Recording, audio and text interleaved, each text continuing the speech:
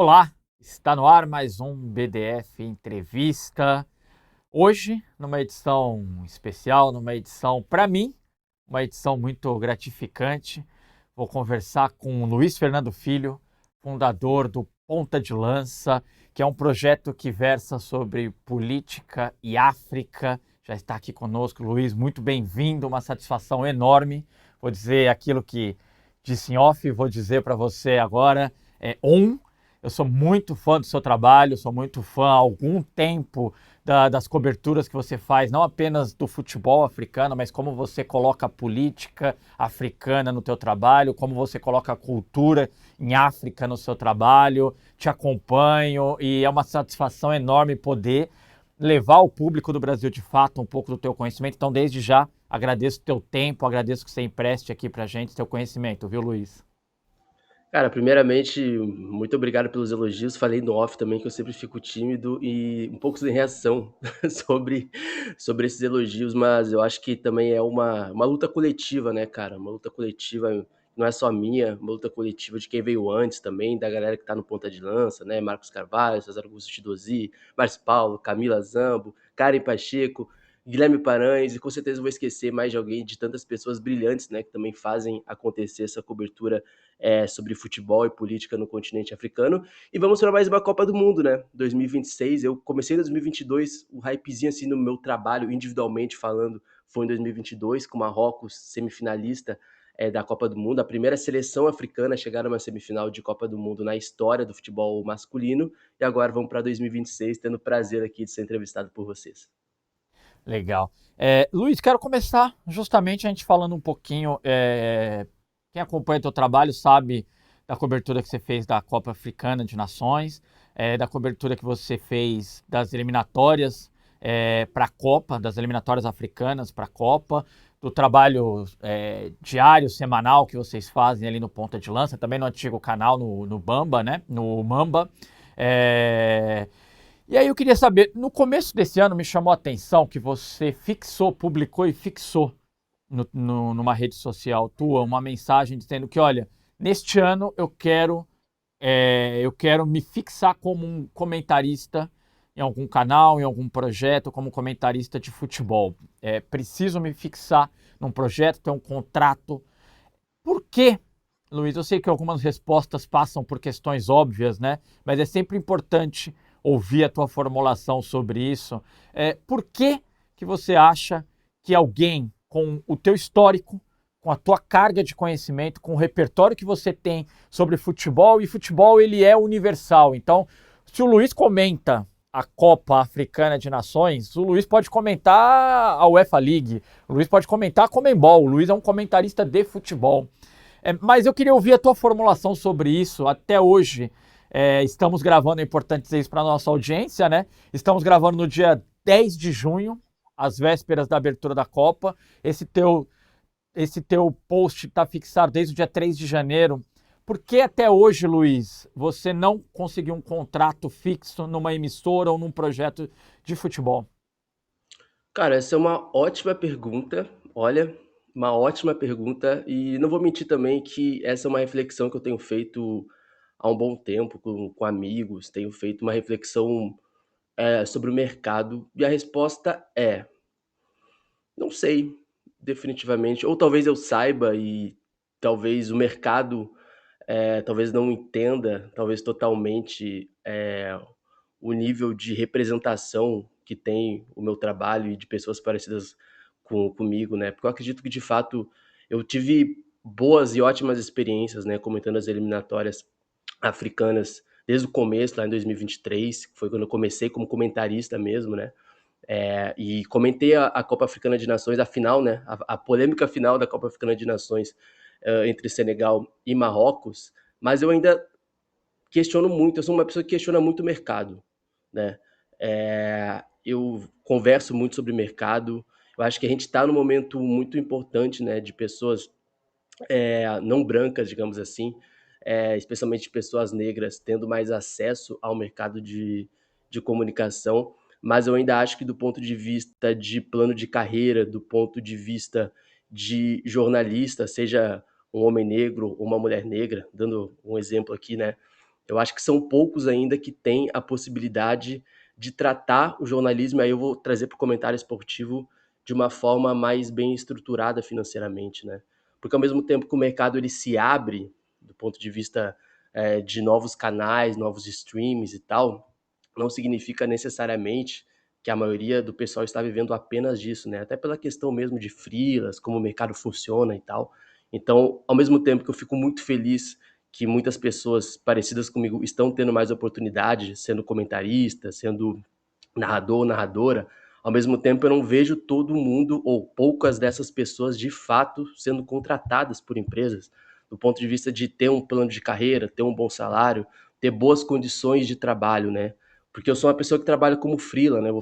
Estou fazendo, né, a Copa do Mundo de forma independente, assim como foi em 2022. Não vou entrar em mérito aqui se eu mereci ou não, porque eu acho que o meu trabalho tá aí na rua, tá na internet também, o pessoal já conhece, mas eu sempre faço a crítica no mercado sobre a questão da representação de novas vozes, né? Não só por ser negro ou por ser negra, mas sobre novos pontos de vista no mercado que consegue unir o futebol de um ponto de vista mais crítico, de um ponto de vista mais histórico, e que não coloque, aí, como a gente está falando aqui no continente africano, numa caixinha, né? Num estereótipo ou num tipo de nicho muito específico, quando na verdade a gente está falando de um país mais africano fora de África, que é o Brasil, né?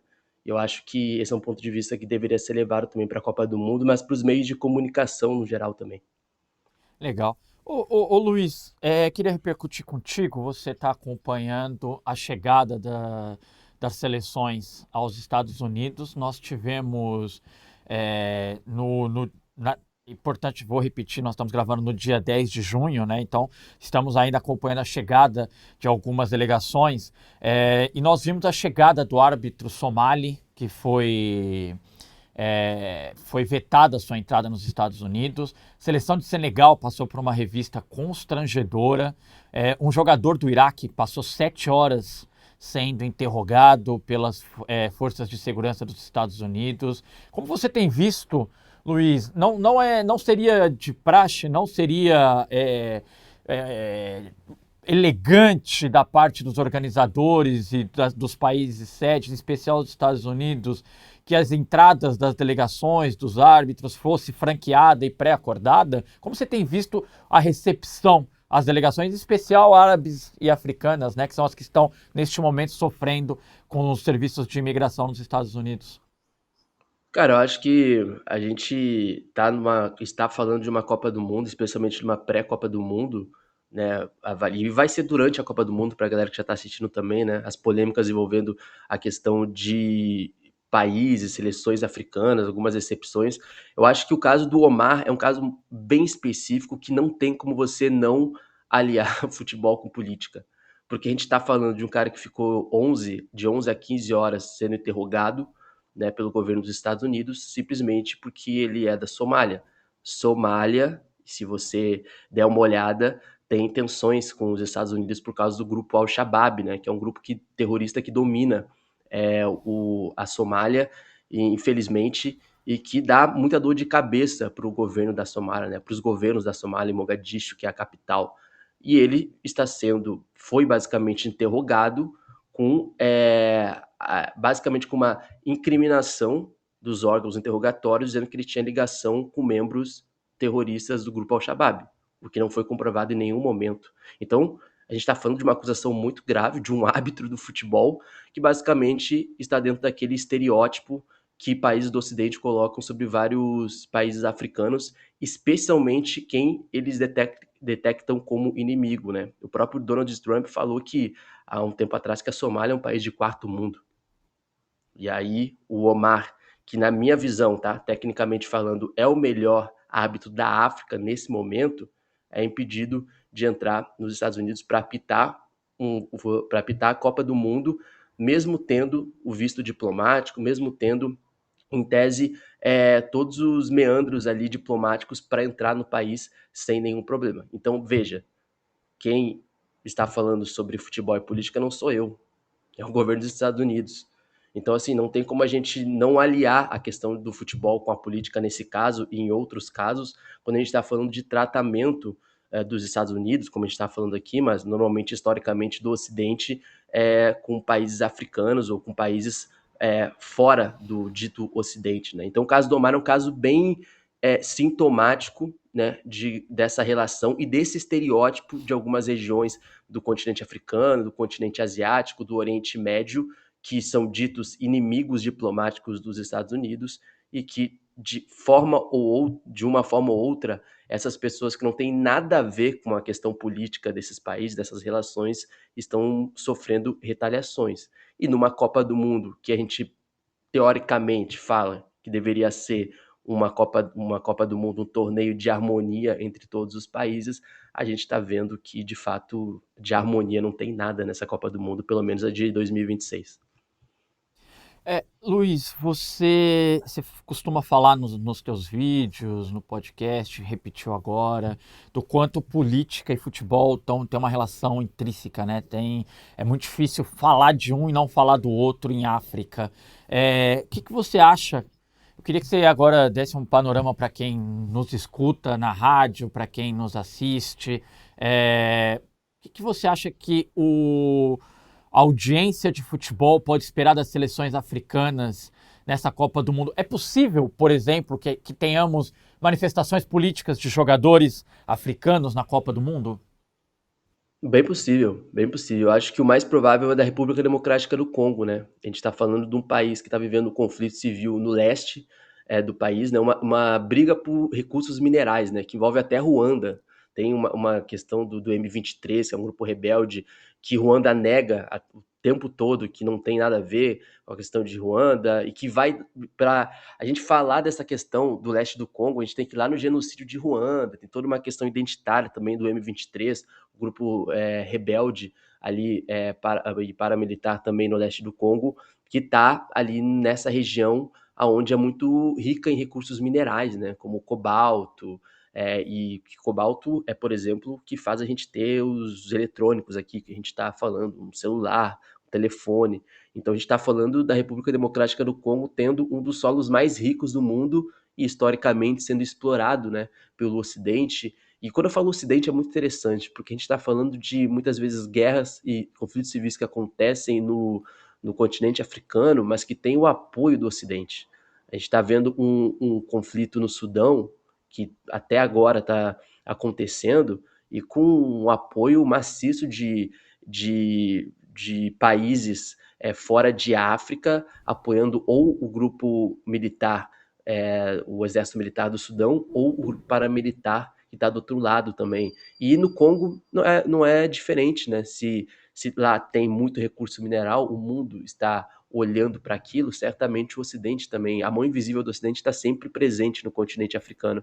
E a República Democrática do Congo já fez esse protesto na Copa Africana de 2024, na Costa do Marfim, onde eles fizeram um sinal assim, com a boca, que é um sinal bem famoso do Bakambu, que vai ser o centroavante titular da República Democrática do Congo nessa Copa do Mundo. Quando ele faz esse tipo de gesto, ele tá basicamente falando sobre o silenciamento da grande mídia que não comenta de forma profunda e detalhada a gravidade do que está acontecendo no leste do Congo, que é assassinato em massa, é violência sexual, é limpeza étnica, não é só a questão dos recursos minerais. Isso, em tese, é o de menos do ponto de vista de direitos humanos. A gente está falando de limpeza étnica de uma região isolada do resto do país, né? E repito, a gente está falando da República Democrática do Congo, que é um dos países mais populosos da África e do mundo também. Então, acho que a República Democrática do Congo, até mesmo com sósia do Patrício Lumumba, né, que está com a delegação fez questão que ele fosse incluído junto com a seleção congolesa. Eu acho que o Congo vai ter esse ar assim de demonstrar ao mesmo tempo uma indignação e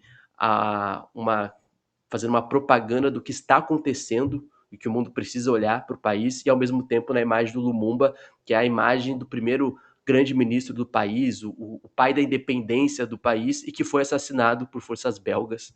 Então, para a gente ver como não tem como não falar sobre política. Ô Luiz, até me arrepio aqui porque é dos vídeos que eu vi recentemente, inclusive mandei para alguns amigos.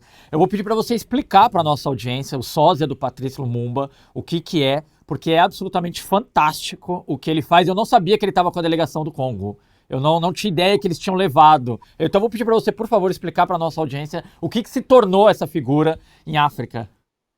É, cara, o Patrício Lumumba, o sósia do Patrício Lumumba, né, que assim, é o É Patrício Lumumba idêntico. ali, né, é idêntico, é idêntico. Ele ficou muito famoso na última Copa Africana de Nações, né, que terminou no começo agora de 2026, nos Jogos do Congo. Ele basicamente é uma figura que ele fica 90 minutos intacto, intacto, fazendo um gesto que era típico do Patrício Lumumba, que foi o pai da independência do Congo, que na época era Zaire ainda, né?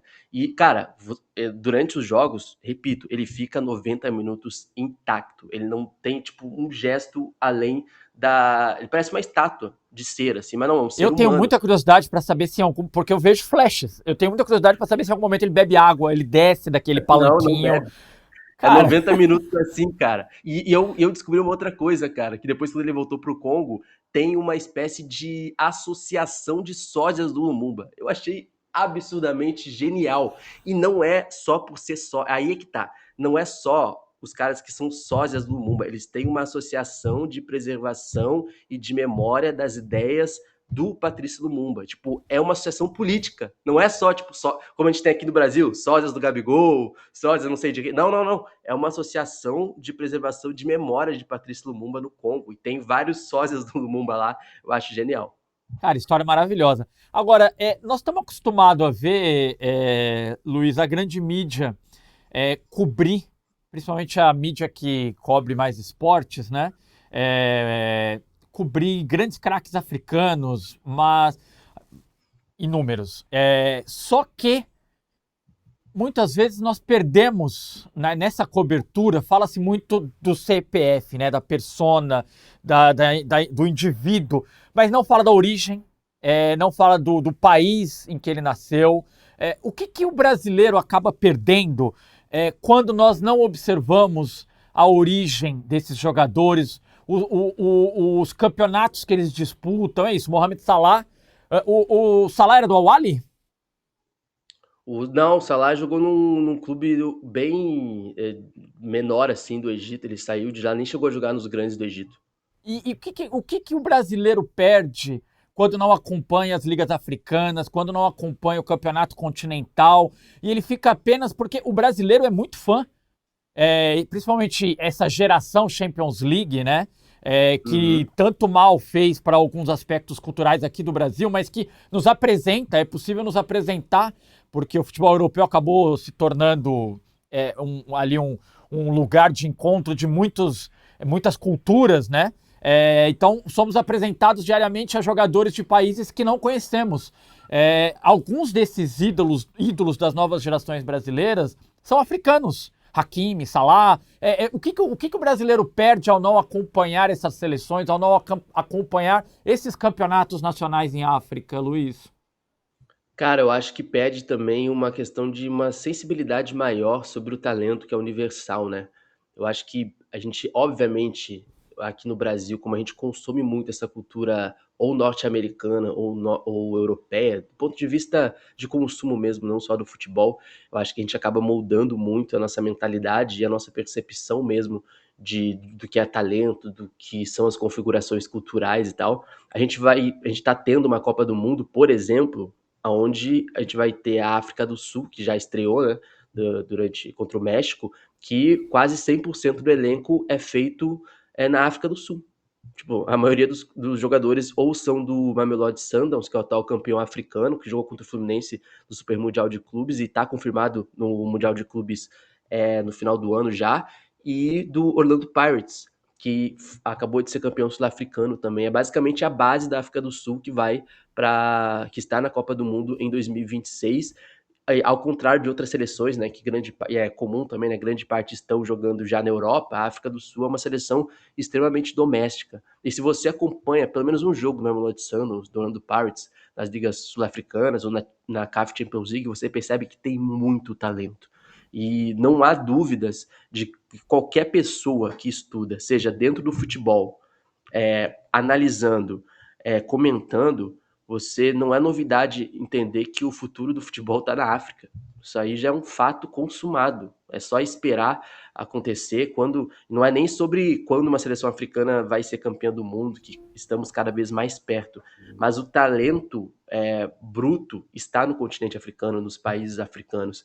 Eu acho que quando. E aí parte muito também, eu acho que da sensibilidade dos veículos de comunicação no Brasil, né? De trazer mais torneios assim, digamos assim. Eu lembro que eu comentei, foi uma temporada apenas, infelizmente, mas eu comentei uma Liga dos Campeões da CAF, né? A Champions League africana, a Libertadores, digamos assim, do continente africano na Band, no Band Esportes. Até passou no YouTube, comentei uma final há 2 temporadas atrás sobre Al Ahly Mazembe, né? O Mazembe que aqui no Brasil todo mundo ficou chocado porque venceu o Internacional em 2010, mas o Mazembe é um dos maiores campeões africanos e um dos maiores clubes da história do futebol africano. Não era qualquer clube. Beleza, 2010 o pessoal não tinha tanta informação, a internet, o acesso também às informações estavam num outro nível, mas o que eu ouvi de desrespeito sobre o Mazembe, sobre ser um clube amador, que na verdade é uma das maiores potências do continente africano e da República Democrática do Congo, e um dos países mais ricos também do continente africano, porque fica numa região ali muito rica em recursos minerais, absurdo, né? Então eu acho que quando a gente fala do que o pessoal pede ter uma sensibilidade maior para o que é o talento mundial e que existem sim talentos no continente africano, e eu acho que perde um pouco da aproximação com o continente africano, né? Eu comentei que o Brasil tem uma relação histórica com o continente africano e atual também.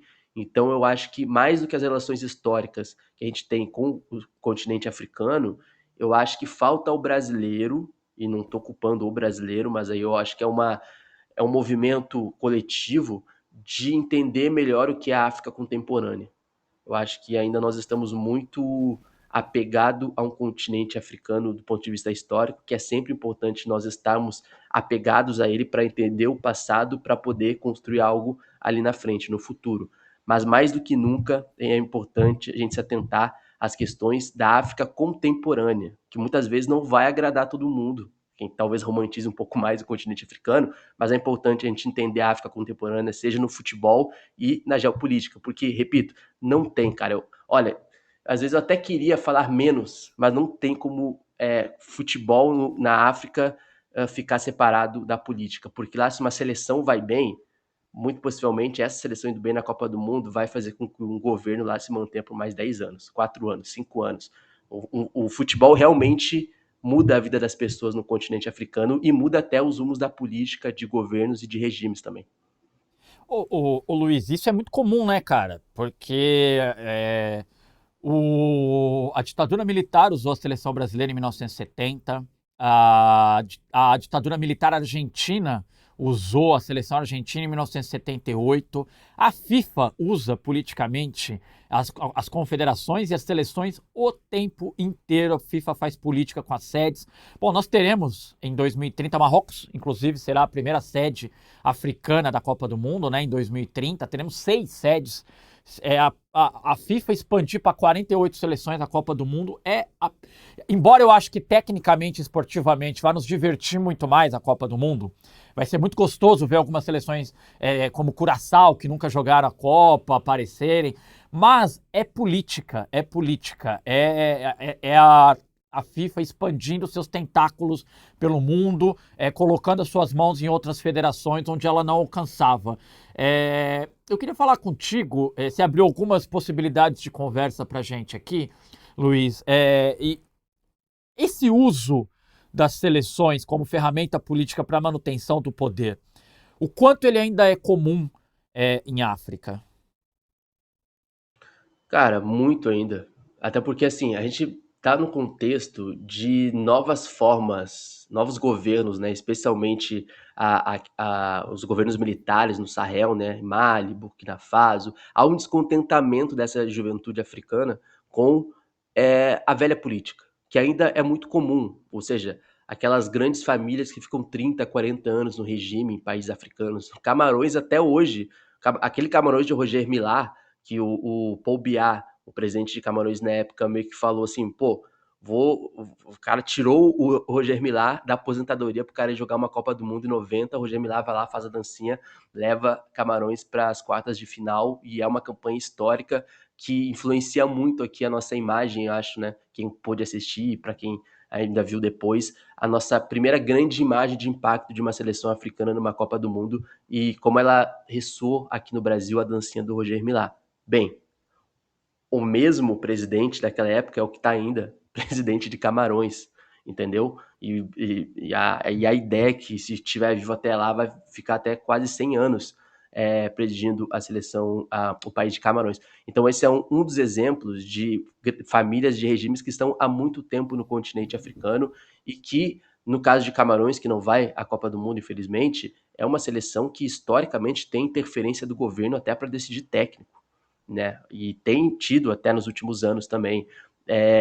O governo da República Democrática do Congo tem utilizado até de certa forma um pouco mais sutil, mas ainda assim a imagem da República Democrática do Congo e o sucesso dela para aliviar as tensões da incapacidade de conter os grupos rebeldes no leste do Congo também, né? A seleção agora de Senegal, antes de ir para os Estados Unidos, teve um grande evento lá na presidência do Diomaye Faye, que é o presidente de Senegal também, né? Então, assim, existe uma relação muito íntima se, por exemplo, Senegal vai bem, entre aspas, o governo de Senegal vai bem. Se a República Democrática vai bem na Copa do Mundo, o governo da República Democrática do Congo também vai bem. Então, assim, no caso de Marrocos, talvez o grande exemplo aqui, que é um caso diferente, porque é um reinado no Marrocos, né? Não é um sistema presidencialista. Então, por exemplo, o presidente da federação, ele faz parte do governo do Marrocos. Então, ele faz parte das finanças, se eu não me engano. Então, assim, e é isso. O Marrocos hoje, vou dar um exemplo aqui, tá? O Marrocos hoje é um projeto político.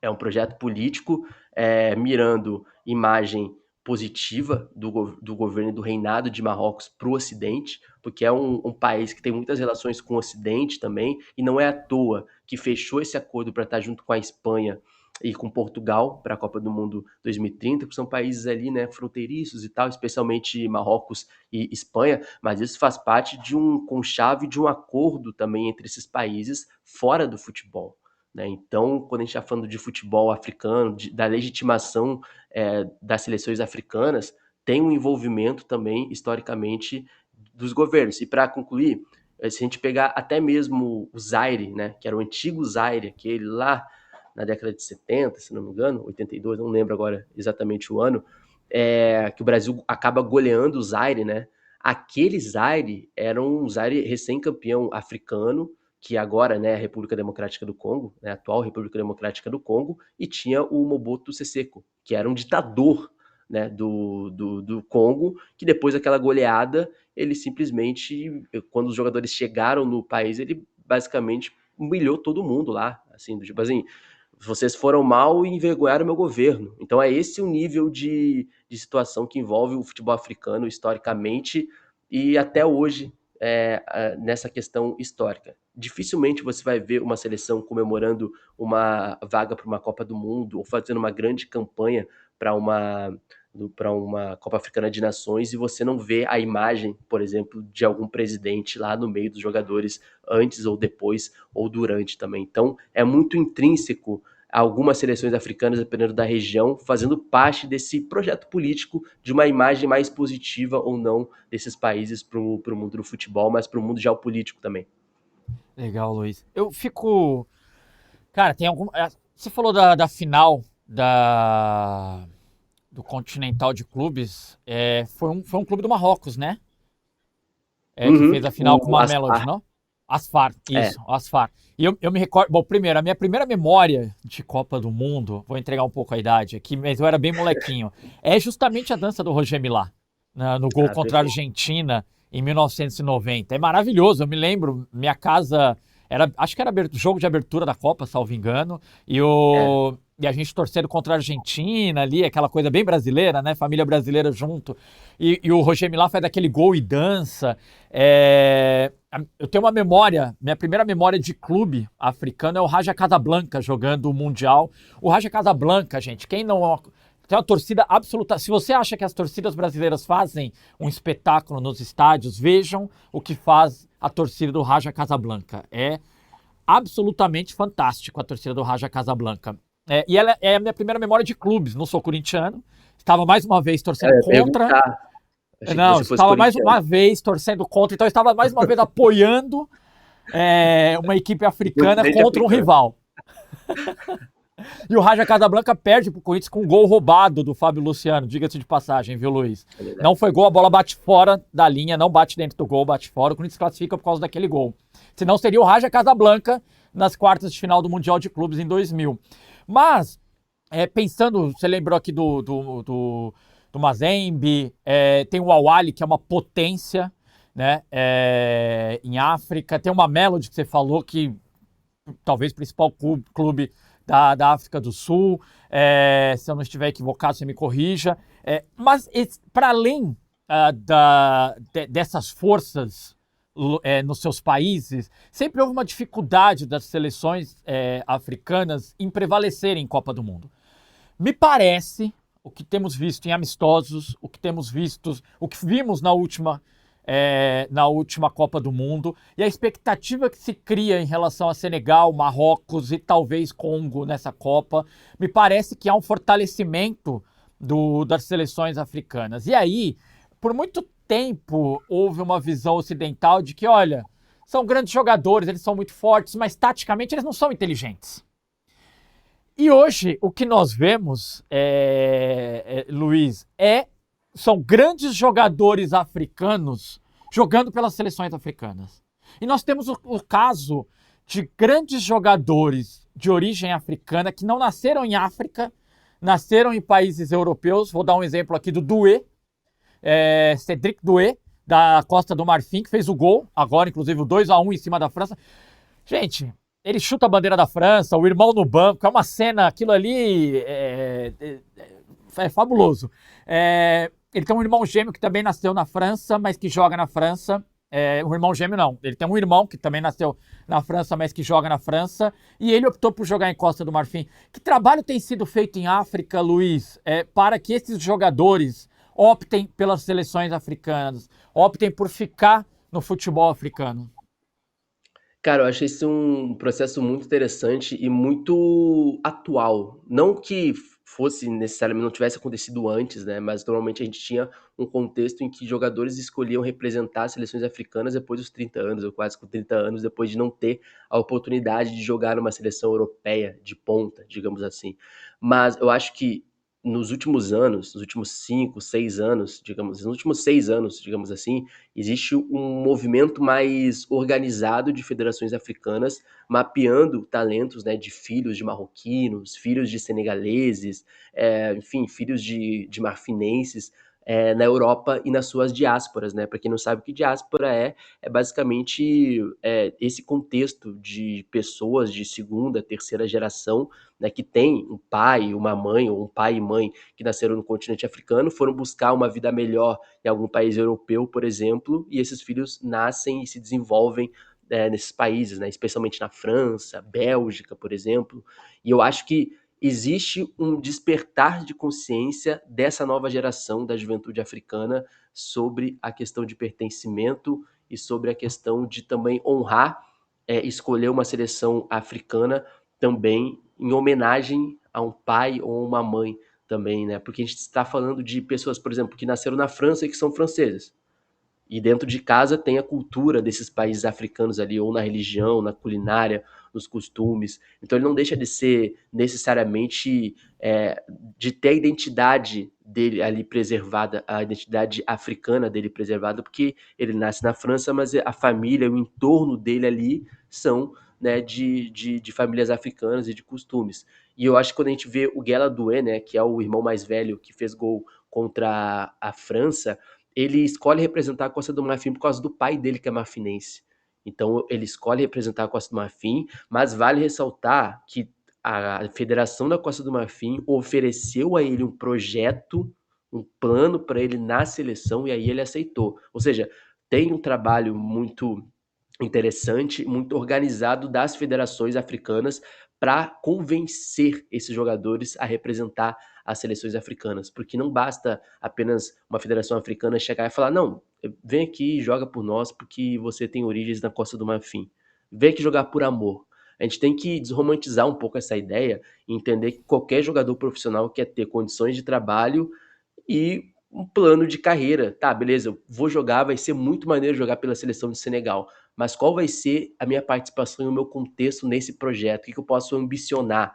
Para o Gueladoué, o lateral direito, né, que fez o gol contra a França, um dos melhores laterais direitos da França, inclusive, poderia estar facilmente jogando no próximo ciclo da seleção francesa ou nessa Copa do Mundo, foi oferecido para ele ser basicamente o titular da seleção marfinense pós-Copa Africana de 2024, quando a Costa do Marfim foi campeã africana. Então, ou seja, tem um projeto dentro disso, né? A gente tem outros casos no Congo, por exemplo, que agora no Congo, que está na a Copa do Mundo, tem muitos filhos de congoleses que nasceram na Bélgica, né? Bélgica que, infelizmente, historicamente colonizou a República Democrática do Congo. Então, temos várias gerações de famílias congolesas na Bélgica e agora a federação, junto com o seu técnico, estão fazendo um mapeamento e estão conseguindo convencer essa juventude de famílias congolesas, mas que nasceram na Bélgica e eles estão escolhendo representar a seleção do Congo. E essa diáspora congolesa foi parte fundamental para a classificação do Congo à Copa do Mundo. Então, acho que, politicamente falando, simbolicamente falando, na questão de ancestralidade também, eu sinto que essa geração despertou para o novo mundo, e isso é uma consciência política, cara. Eu falava isso em 2022, 2019, escolher uma seleção africana ao invés de uma seleção europeia é sempre uma decisão política por vários motivos. E aí mas aí pode ser inocência minha, ingenuidade minha, sabe, Luiz? Fico muito triste quando eu vejo, por exemplo, o Olise, filho de pai nigeriano, mãe argelina, nascido na Inglaterra, ele não fala francês e decide defender a seleção da França. Eu sempre fico um pouco triste quando eu vejo essas histórias, fico imaginando ele na seleção da Nigéria, o estrago que Pô, faria, sabe? também tem outro É, detalhe, irmão. Vale falar só que quando eu falo de bons trabalhos de federação, infelizmente não é à toa que a Nigéria, pela segunda vez, não consegue ir para uma Copa do Mundo. O trabalho da federação da Nigéria é péssimo.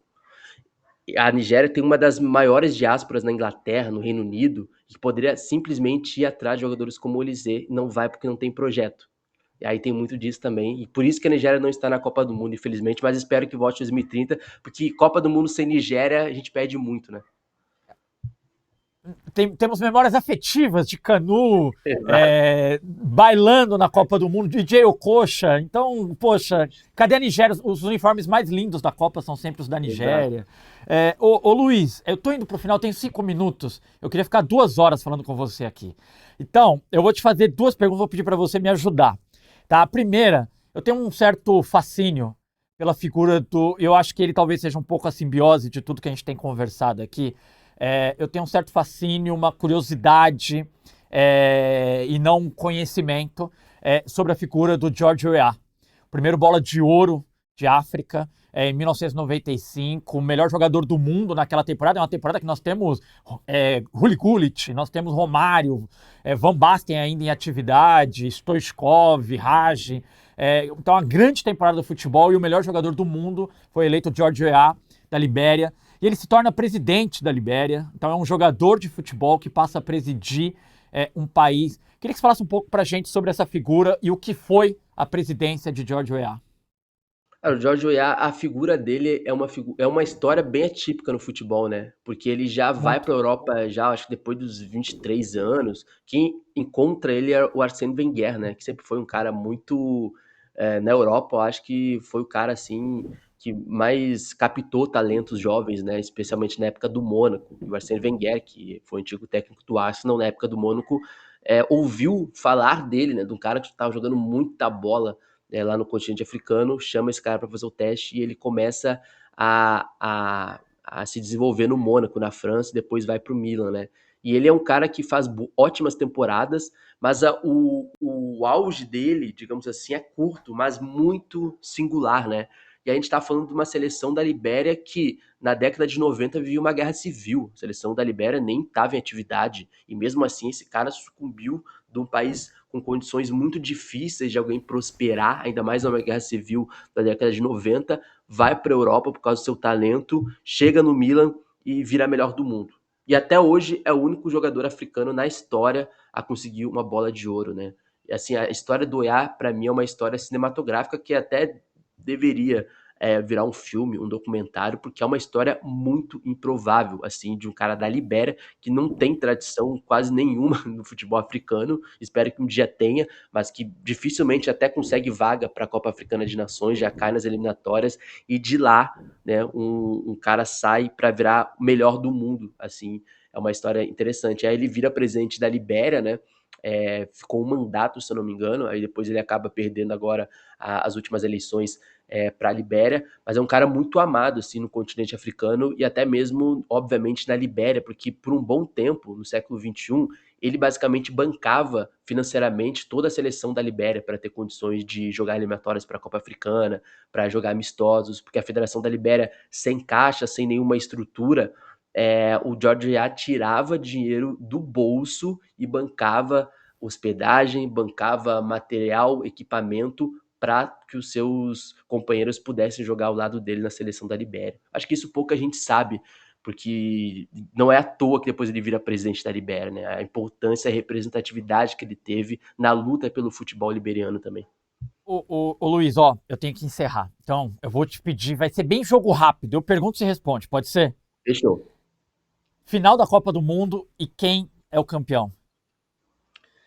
Nossa, cara, eu acho que vai ser Espanha. Espanha e Argentina. Espanha e Argentina na final. É, Eu, eu, Espanha e eu, tô, Argentina. eu tô no time que tá achando que a Argentina vai ser a decepção da Copa, tá? É mesmo, cara. Eu acho que a Eu, Argentina ela tá tirando o pé nos amistosos mesmo. Mas eu também Você tô, acha? Eu tô vi o dividido, eu Islândia, acho. eu vi o Argentina e Islândia, achei que. Bom, qual será a melhor seleção africana na Copa? Senegal. Eu acho que tem chance Senegal. de quartas de final, quarta, semifinal. Pra mim vai ser Senegal. Marrocos classifica com o Brasil? Classifica. E se bobear, em Em primeiro. primeiro. Não sei. Tá certo, gente. Mais uma vez, conversei aqui com o Luiz Fernando Filho, fundador do Ponta de Lança. Acompanho o Ponta de Lança, acompanho o Luiz Fernando Filho. É uma satisfação recebê-lo. Obrigado por emprestar seu tempo aqui pra gente. Eu sei que tá corrido com a Copa do Mundo. E é isso. Um abraço, Luiz. Obrigado, viu? É isso, amigo. Qualquer coisa que precisar também estamos sempre aqui. Mas eu que agradeço pelo espaço, pela sensibilidade, por terem escolhido meu nome, né? Vamos chamar Luiz Fernando Filho. É isso, cara. Muito obrigado. Eu acho que pra galera que chegou até o fim aqui do nosso podcast, espero que tenha conseguido trazer alguma referência, alguma reflexão interessante, porque eu acho que o nosso trabalho é sobre isso, né? Construir pontes e trazer referências aqui pro Brasil também. Legal. PDF Entrevista fica por aqui. Você pode ver essa e outras edições no YouTube do Brasil de Fato. Você também pode acompanhar cortes nas redes sociais do Brasil de Fato. E você pode acompanhar todo dia às 4 horas da tarde ao vivo na Rádio Brasil de Fato 98.9. Agradeço sua companhia. Em breve estamos de volta.